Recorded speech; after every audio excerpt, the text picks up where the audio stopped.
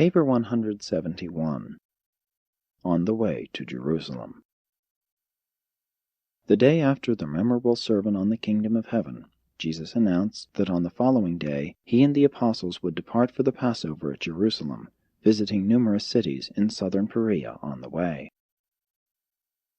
The address on the kingdom and the announcement that he was going to the Passover set all his followers to thinking that he was going up to Jerusalem to inaugurate the temporal kingdom of Jewish supremacy. No matter what Jesus said about the non-material character of the kingdom, he could not wholly remove from the minds of his Jewish hearers the idea that the Messiah was to establish some kind of nationalistic government with headquarters at Jerusalem. What Jesus said in his Sabbath sermon only tended to confuse the majority of his followers. Very few were enlightened by the Master's discourse. The leaders understood something of his teachings regarding the inner kingdom, the kingdom of heaven within you, but they also knew that he had spoken about another and future kingdom, and it was this kingdom they believed he was now going up to Jerusalem to establish. When they were disappointed in this expectation, when he was rejected by the Jews, and later on, when Jerusalem was literally destroyed, they still clung to this hope, sincerely believing that the Master would soon return to the world in great power and majestic glory to establish the promised kingdom. It was on this Sunday afternoon that Salome, the mother of James and John Zebedee, came to Jesus with her two apostle sons and, in the manner of approaching an oriental potentate, sought to have Jesus promise in advance to grant whatever request she might make. But the Master would not promise. Instead he asked her, "What do you want me to do for you?" Then answered Salome, "Master, now that you are going up to Jerusalem to establish the kingdom, I would ask you in advance to promise me that these my sons shall have honor with you, the one to sit on your right hand, and the other to sit on your left hand, in your kingdom." When Jesus heard Salome's request, he said, "Woman, you know not what you ask." And then, looking straight into the eyes of the two honor-seeking apostles, he said, "Because I have long known and loved you, because I have even lived in your mother's house, because Andrew has assigned you to be with me at all times, therefore do you permit your mother to come to me secretly, making this unseemly request. But let me ask you, are you able to drink the cup I am about to drink?" And without a moment for thought, James and John answered, "Yes, Master, we are able." Said Jesus, "I am saddened that you know not why we go up to Jerusalem. I am grieved that you understand not the nature of my kingdom. I am disappointed that you bring your mother to make this request of me. But I know you love me in your hearts. Therefore I declare that you shall indeed drink of my cup of bitterness, and share in my humiliation. But to sit on my right hand and on my left hand is not mine to give. Such honors are reserved for those who have been designated by my Father." By this time someone had carried word of this conference to Peter and the other apostles, and they were highly indignant that James and John would seek to be preferred before them, and that they would secretly go with their mother to make such a request. When they fell to arguing among themselves, Jesus called them all together and said, "You well understand how the rulers of the Gentiles lord it over their subjects, and how those who are great exercise authority. But it shall not be so in the kingdom of heaven. Whosoever would be great among you, let him first become your servant. He who would be first in the kingdom, let him become your minister. I declare to you that the Son of Man came not to be ministered to, but to minister. And I now go up to Jerusalem to lay down my life in the doing of the Father's will, and in the service of my brethren." When the apostles heard these words, they withdrew by themselves to pray. That evening, in response to the labors of Peter, James and John made suitable apologies to the 10, and were restored to the good graces of their brethren. In asking for places on the right hand and on the left hand of Jesus at Jerusalem, the sons of Zebedee little realized that in less than 1 month their beloved teacher would be hanging on a Roman cross with a dying thief on one side and another transgressor on the other side. And their mother, who was present at the crucifixion, well remembered the foolish request she had made of Jesus at PELLA regarding the honors she so unwisely sought for her apostle sons. 1. The departure from PELLA. On the forenoon of Monday, March 13, Jesus and his 12 apostles took final leave of the PELLA encampment, starting south on their tour of the cities of southern Perea, where Abner's associates were at work.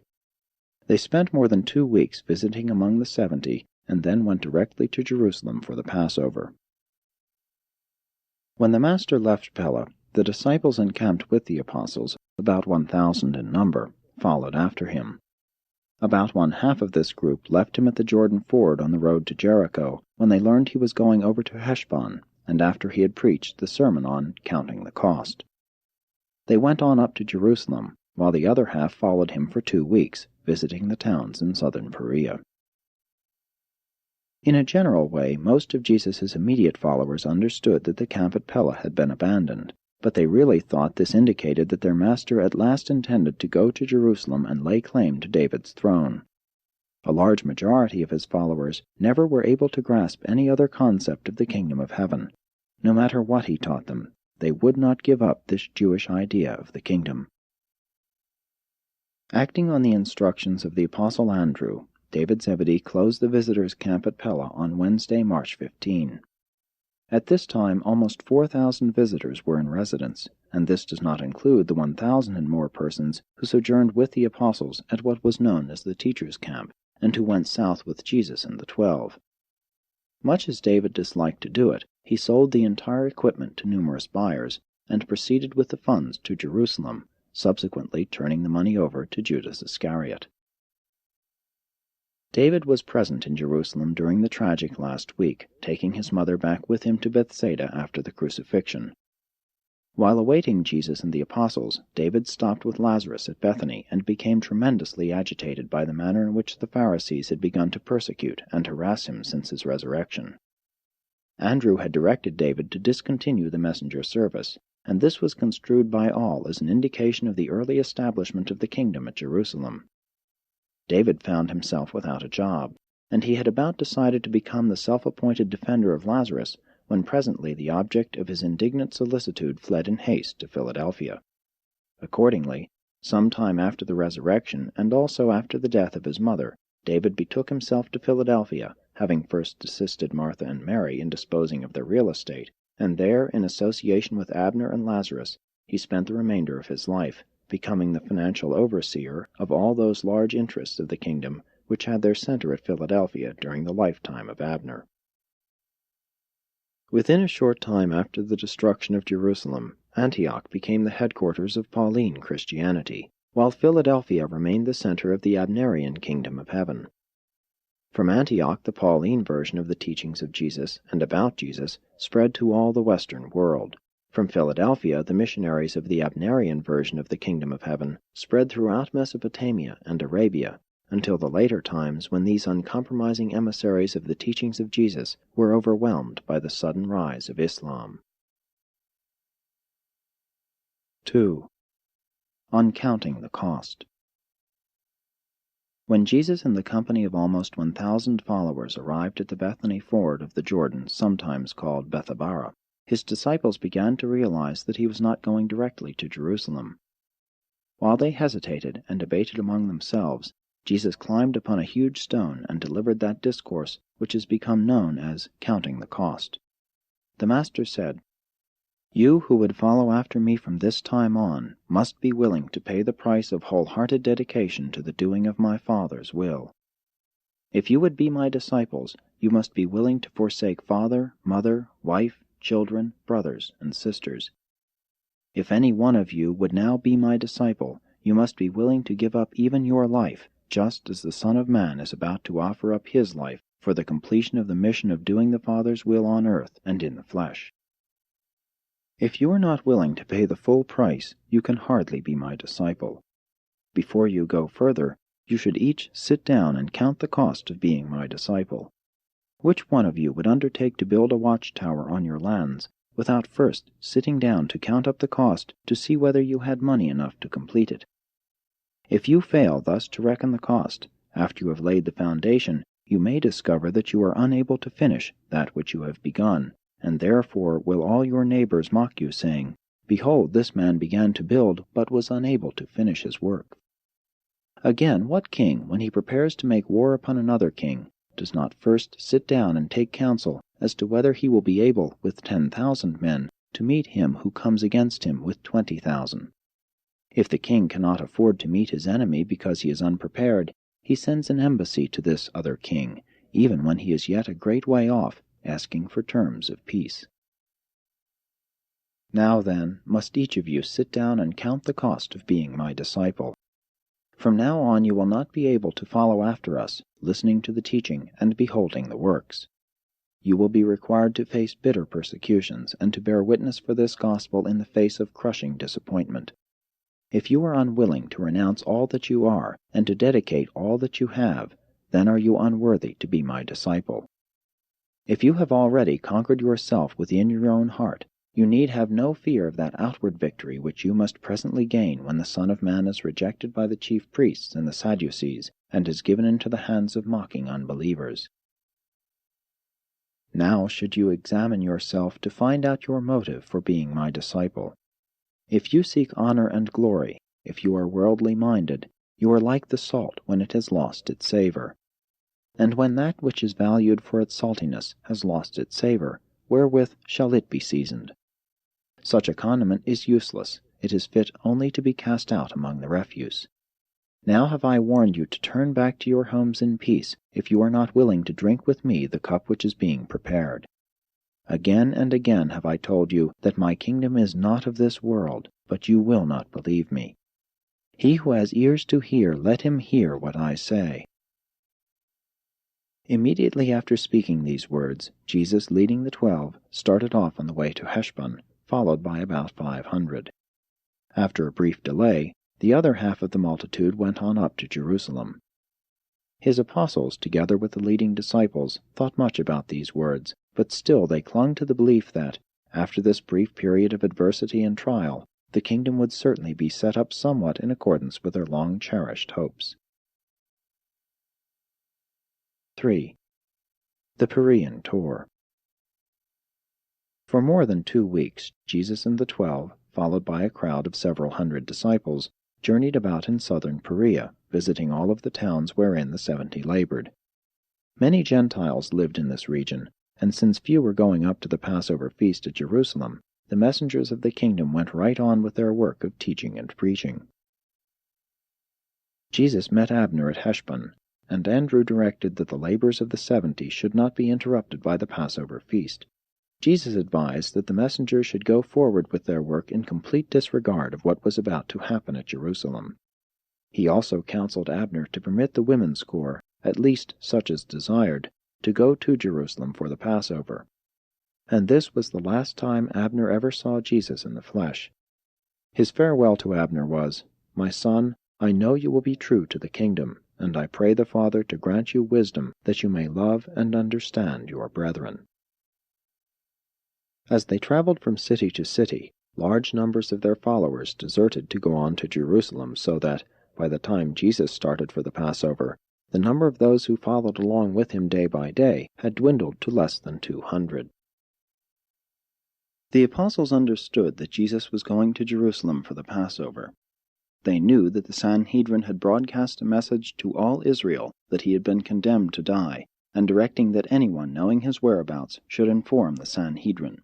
And yet, despite all this, they were not so alarmed as they had been when he had announced to them in Philadelphia that he was going to Bethany to see Lazarus.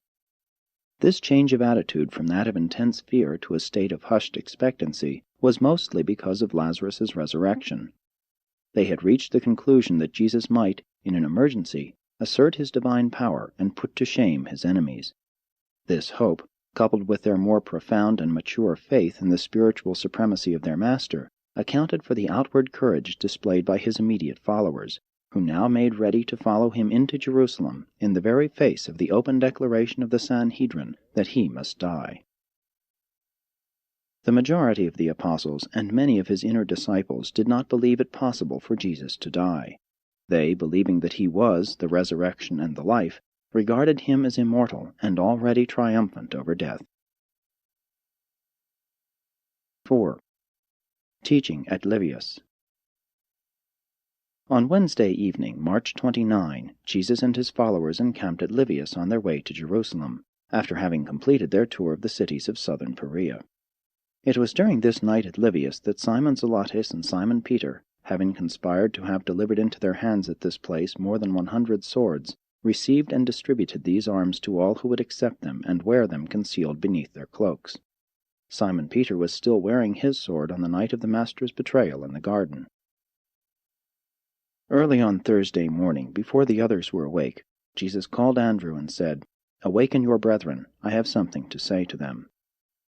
Jesus knew about the swords and which of his apostles had received and were wearing these weapons, but he never disclosed to them that he knew such things. When Andrew had aroused his associates, and they had assembled off by themselves, Jesus said, "My children, you have been with me a long while, and I have taught you much that is needful for this time. But I would now warn you not to put your trust in the uncertainties of the flesh, nor in the frailties of man's defense against the trials and testing which lie ahead of us. I have called you apart here by yourselves, that I may once more plainly tell you that we are going up to Jerusalem, where you know the Son of Man has already been condemned to death. Again am I telling you that the Son of Man will be delivered into the hands of the chief priests and the religious rulers, and they will condemn him, and then deliver him into the hands of the Gentiles. And so will they mock the Son of Man, even spit upon him, and scourge him, and they will deliver him up to death. And when they kill the Son of Man, be not dismayed, for I declare that on the third day he shall rise. Take heed to yourselves, and remember that I have forewarned you."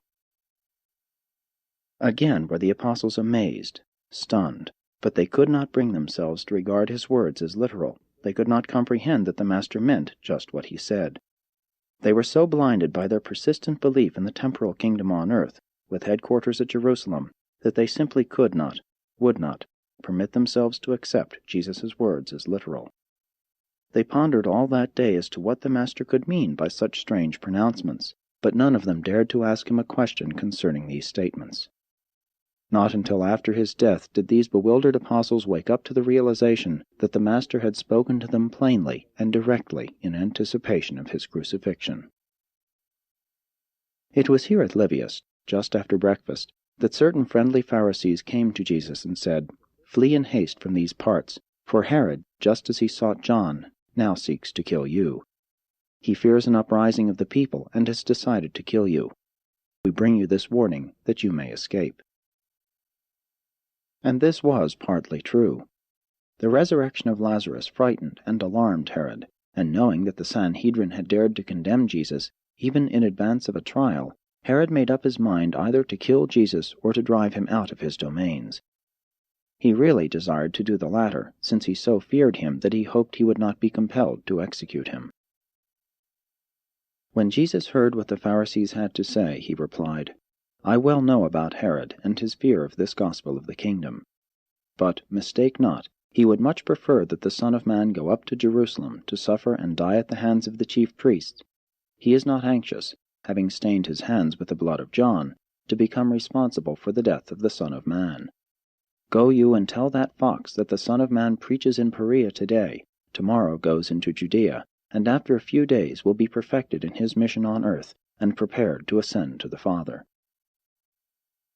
Then turning to his apostles, Jesus said, "From olden times the prophets have perished in Jerusalem, and it is only befitting that the Son of Man should go up to the city of the Father's house to be offered up as the price of human bigotry, and as the result of religious prejudice and spiritual blindness.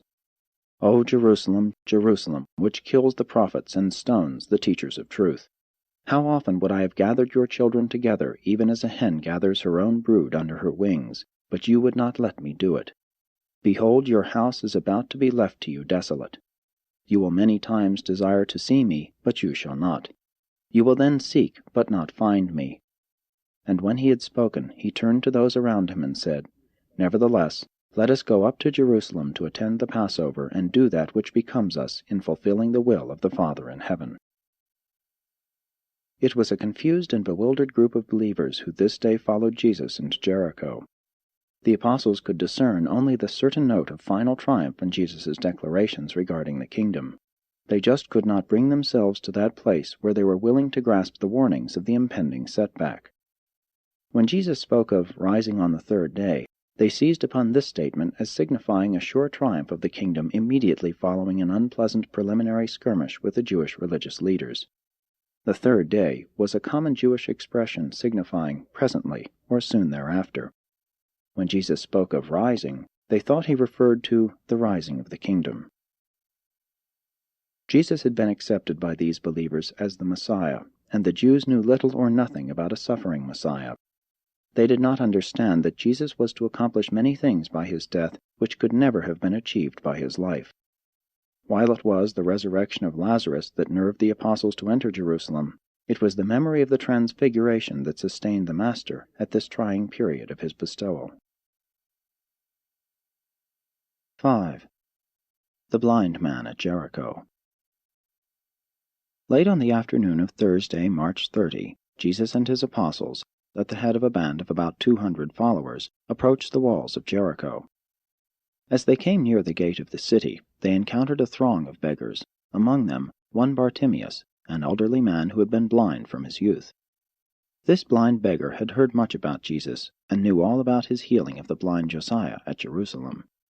He had not known of Jesus' last visit to Jericho until he had gone on to Bethany. Bartimaeus had resolved that he would never again allow Jesus to visit Jericho without appealing to him for the restoration of his sight. News of Jesus' approach had been heralded throughout Jericho, and hundreds of the inhabitants flocked forth to meet him. When this great crowd came back escorting the Master into the city, Bartimaeus, hearing the heavy tramping of the multitude, knew that something unusual was happening, so he asked those standing near him what was going on. And one of the beggars replied, "Jesus of Nazareth is passing by." When Bartimaeus heard that Jesus was near, he lifted up his voice and began to cry aloud, "Jesus, Jesus, have mercy upon me." And as he continued to cry louder and louder, some of those near to Jesus went over and rebuked him, requesting him to hold his peace. But it was of no avail. He cried only the more and the louder.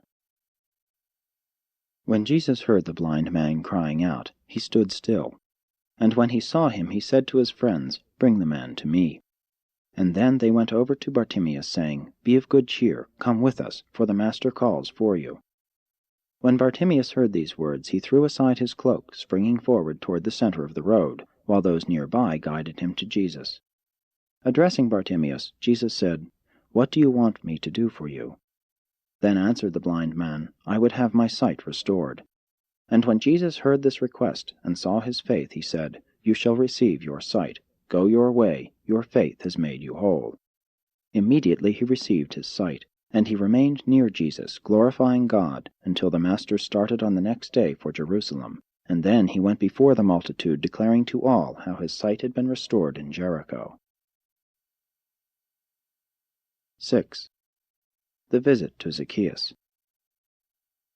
When the Master's procession entered Jericho, it was nearing sundown, and he was minded to abide there for the night. As Jesus passed by the customs house, Zacchaeus, the chief publican or tax collector, happened to be present, and he much desired to see Jesus. This chief publican was very rich, and had heard much about this prophet of Galilee. He had resolved that he would see what sort of a man Jesus was the next time he chanced to visit Jericho.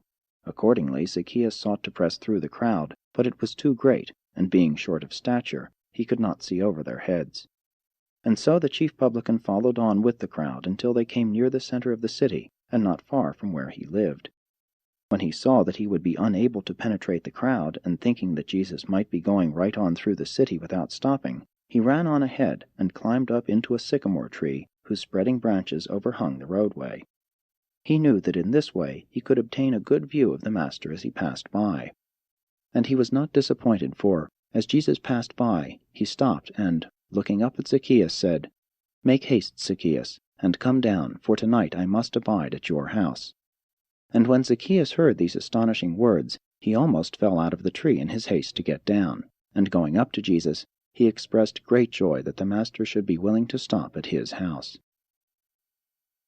They went at once to the home of Zacchaeus, and those who lived in Jericho were much surprised that Jesus would consent to abide with the chief publican. Even while the Master and his apostles lingered with Zacchaeus before the door of his house, one of the Jericho Pharisees standing nearby said, "You see how this man has gone to lodge with a sinner, an apostate son of Abraham, who is an extortioner and a robber of his own people." And when Jesus heard this, he looked down at Zacchaeus and smiled. Then Zacchaeus stood upon a stool and said, "Men of Jericho, hear me. I may be a publican and a sinner, but the great teacher has come to abide in my house, and before he goes in, I tell you that I am going to bestow 1/2 of all my goods upon the poor, and beginning tomorrow, if I have wrongfully exacted aught from any man, I will restore 4-fold. I am going to seek salvation with all my heart, and learn to do righteousness in the sight of God." When Zacchaeus had ceased speaking, Jesus said, "Today has salvation come to this home, and you have become indeed a son of Abraham." And turning to the crowd assembled about them, Jesus said, "And marvel not at what I say, nor take offense at what we do, for I have all along declared that the Son of Man has come to seek and to save that which is lost." They lodged with Zacchaeus for the night. On the morrow they arose and made their way up the road of robbers to Bethany, on their way to the Passover at Jerusalem. 7. As Jesus passed by. Jesus spread good cheer everywhere he went. He was full of grace and truth.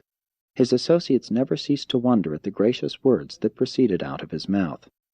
You can cultivate gracefulness, but graciousness is the aroma of friendliness which emanates from a love-saturated soul.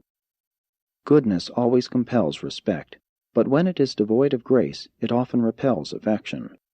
Goodness is universally attractive only when it is gracious. Goodness is effective only when it is attractive.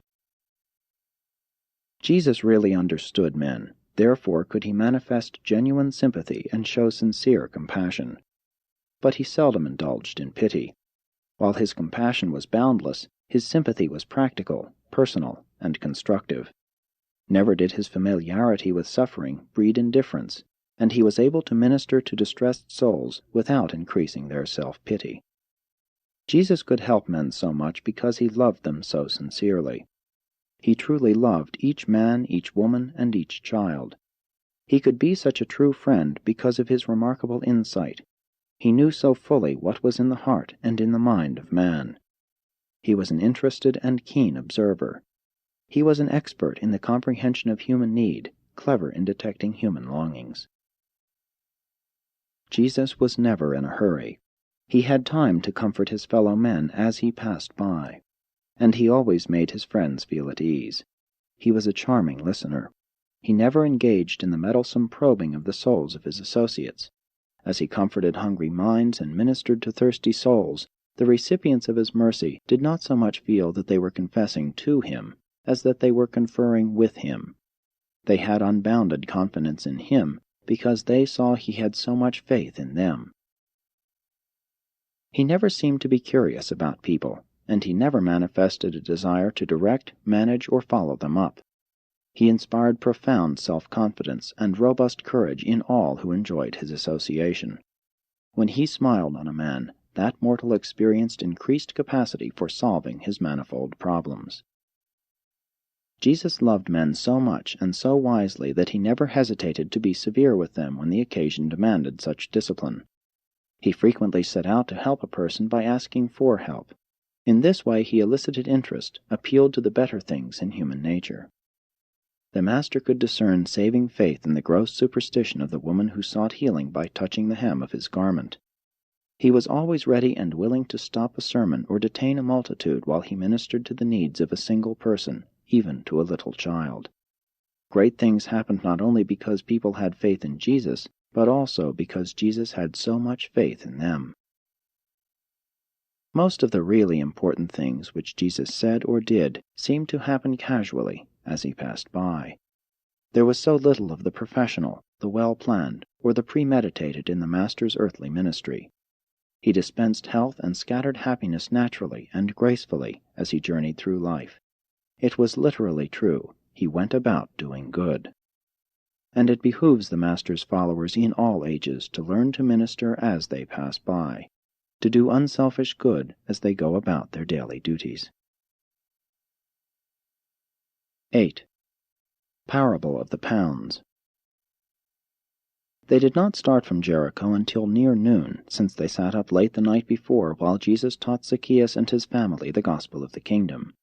About halfway up the ascending road to Bethany, the party paused for lunch while the multitude passed on to Jerusalem, not knowing that Jesus and the apostles were going to abide that night on the Mount of Olives.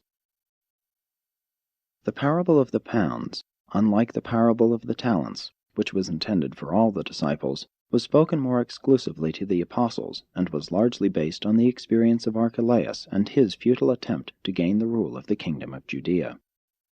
This is one of the few parables of the Master to be founded on an actual historic character. It was not strange that they should have had Archelaus in mind, inasmuch as the house of Zacchaeus in Jericho was very near the ornate palace of Archelaus, and his aqueduct ran along the road by which they had departed from Jericho. Said Jesus, "You think that the Son of Man goes up to Jerusalem to receive a kingdom, but I declare that you are doomed to disappointment. Do you not remember about a certain prince who went into a far country to receive for himself a kingdom? But even before he could return, the citizens of his province, who in their hearts had already rejected him, sent an embassy after him, saying, 'We will not have this man to reign over us.' As this king was rejected in the temporal rule, so is the Son of Man to be rejected in the spiritual rule. Again I declare that my kingdom is not of this world. But if the Son of Man had been accorded the spiritual rule of his people, he would have accepted such a kingdom of men's souls, and would have reigned over such a dominion of human hearts. Notwithstanding that they reject my spiritual rule over them, I will return again to receive from others such a kingdom of spirit as is now denied me. You will see the Son of Man rejected now, but in another age that which the children of Abraham now reject will be received and exalted. And now, as the rejected nobleman of this parable, I would call before me my 12 servants, special stewards, and giving into each of your hands the sum of £1, I would admonish each to heed well my instructions, that you trade diligently with your trust fund, while I am away, that you may have wherewith to justify your stewardship when I return, when a reckoning shall be required of you. And even if this rejected son should not return, another son will be sent to receive this kingdom, and this son will then send for all of you to receive your report of stewardship, and to be made glad by your gains." And when these stewards were subsequently called together for an accounting, the first came forward, saying, "Lord, with your pound I have made 10 pounds more." And his master said to him, "Well done, you are a good servant. Because you have proved faithful in this matter, I will give you authority over 10 cities. And the second came, saying, "Your pound left with me, Lord, has made 5 pounds. And the master said, "I will accordingly make you ruler over 5 cities. And so on down through the others, until the last of the servants, on being called to account, reported, "Lord, behold, here is your pound, which I have kept safely done up in this napkin. And this I did because I feared you. I believed that you were unreasonable, seeing that you take up where you have not laid down, and that you seek to reap where you have not sown." Then said his Lord, "You negligent and unfaithful servant, I will judge you out of your own mouth. You knew that I reap where I have apparently not sown.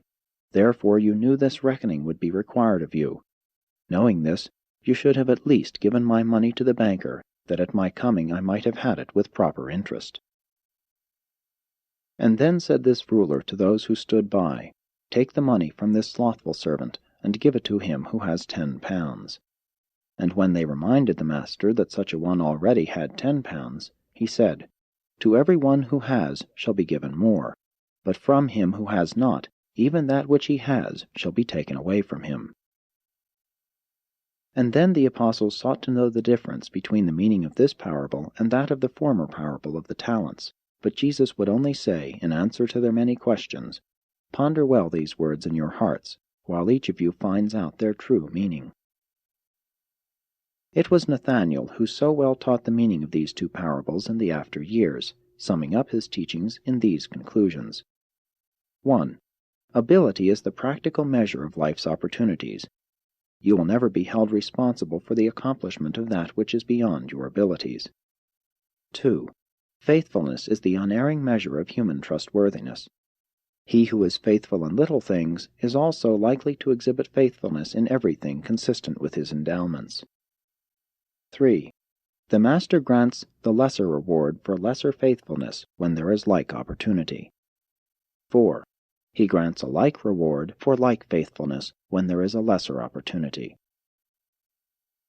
When they had finished their lunch, and after the multitude of followers had gone on toward Jerusalem, Jesus, standing there before the apostles in the shade of an overhanging rock by the roadside, with cheerful dignity and a gracious majesty, pointed his finger westward, saying, "Come, my children, let us go on into Jerusalem, there to receive that which awaits us. Thus shall we fulfill the will of the heavenly Father in all things." And so Jesus and his apostles resumed this, the Master's last journey to Jerusalem in the likeness of the flesh of mortal man.